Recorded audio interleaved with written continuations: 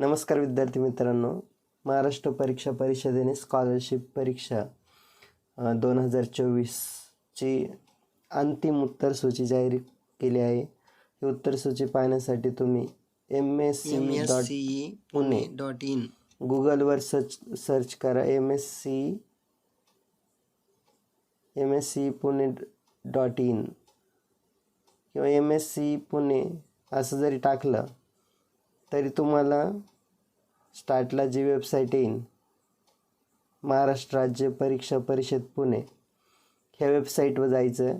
ह्या वेबसाईटवर गेल्यानंतर तुम्ही इथं डाव्या बाजूला शिष्यवृत्ती परीक्षा 5वी आणि 8वी इथं क्लिक करायचं. शिष्यवृत्ती परीक्षा 5वी व 8वी तिथं क्लिक केल्यानंतर तुम्हाला शिष्यवृत्ती परीक्षा 2024 त्याच्यावर क्लिक करा. शिष्यवृत्ती परीक्षा 2024 क्लिक केल्यानंतर इथं उजव्या बाजूला तुम्हाला दिसते अंतिम उत्तरसूची फेब्रुवारी 2024 परीक्षा उत्तरसूची. तर ह्या अंतिम उत्तरसूचीवर तुम्ही क्लिक केल्यानंतर तुम्हाला इथं डाव्या बाजूला 5वी आणि उजव्या बाजूला 8वी दिसेल. तर तुमची जी इयत्ता आहे ती सिलेक्ट करायची. आता समजा 5वीच्या विद्यार्थ्यांना पाहिजे तर स्टँडर्ड 5वर क्लिक करा.